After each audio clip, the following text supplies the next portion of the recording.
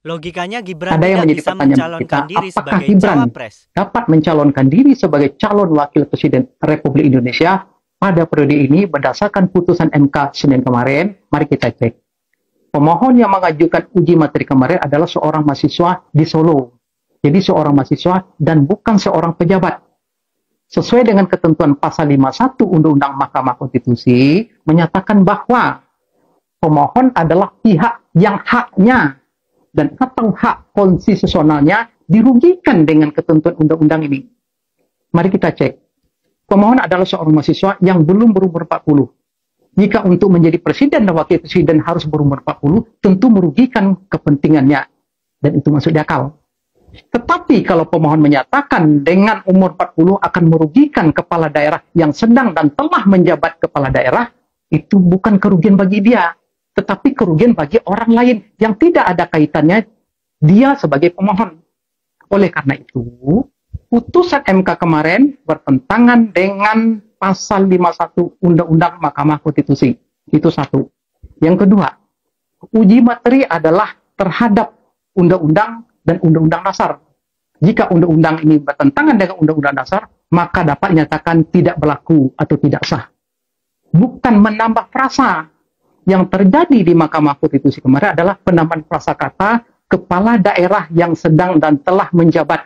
Ada penambahan frasa kata tersebut. Sehingga putusan MK kemarin bertentangan dengan Undang-Undang Mahkamah Konstitusi. Yang ketiga, di dalam peradilan, jika seorang hakim mengadili yang ada kaitannya dengan hubungan keluarga, maka dia harus mengundurkan diri. Tidak boleh ikut campur dalam putusan tersebut.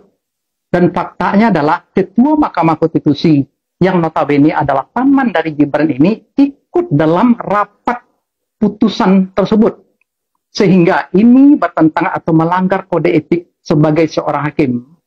Jadi kesimpulannya adalah bahwa jika Gibran tetap bersikeras untuk menjadi calon wakil presiden hanya berdasarkan putusan MK kemarin, maka tentu ini akan menjadi presiden buruk terhadap konstitusional kita. Demikian, terima kasih.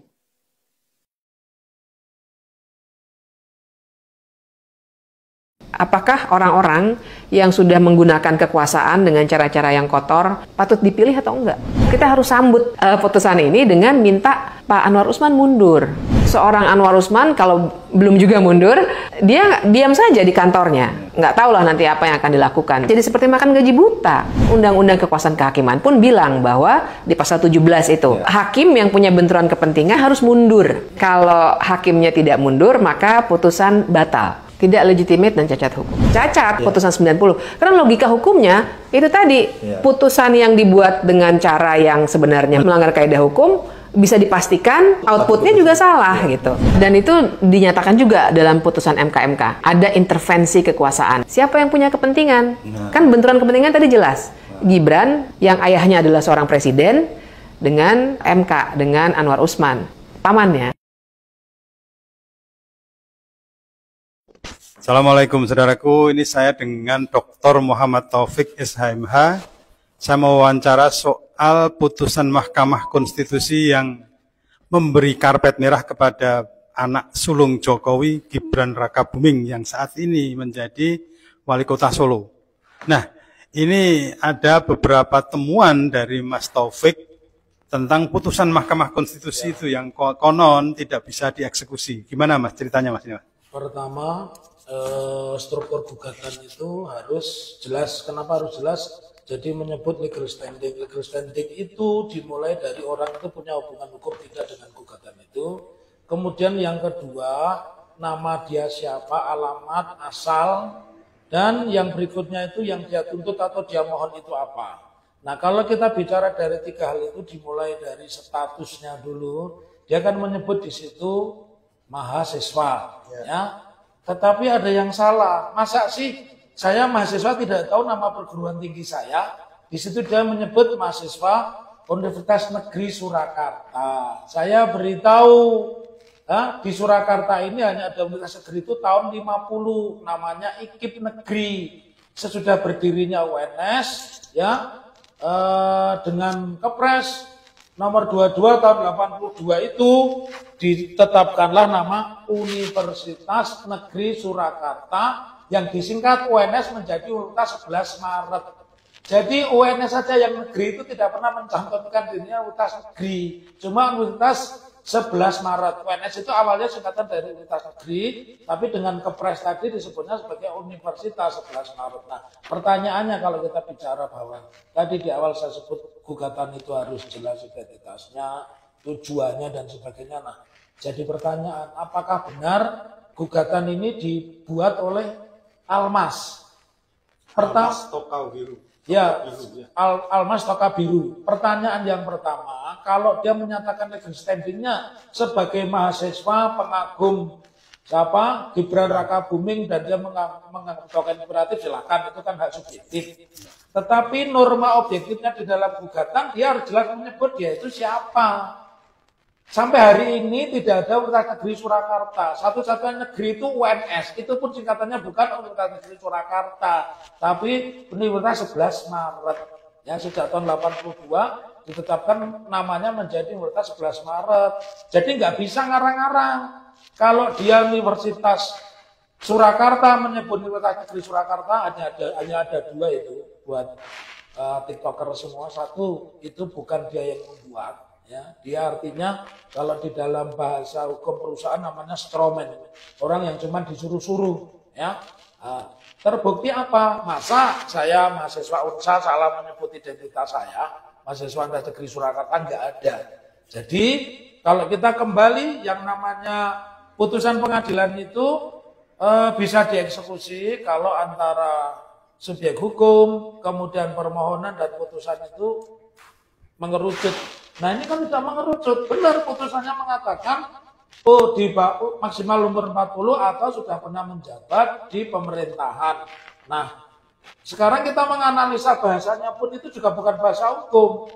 Bahasa hukum itu harus jelas. Misalkan menjadi wali kota dan sebagainya itu jelas. Kalau pemerintahan ini kan tidak fair. Jadi siapapun kan bisa. Jadi dari pengertian ini saya menganalisa tidak mungkin yang namanya Almas itu mampu membuat permohonan atau gugatan ke MK tentang batasan umur dan diselipkan di situ pemahaman bahwa untuk menyiasati umur 35 maka atau sudah berpengalaman di bidang pemerintahan menjabat pada saat itu sedang dalam menjabat.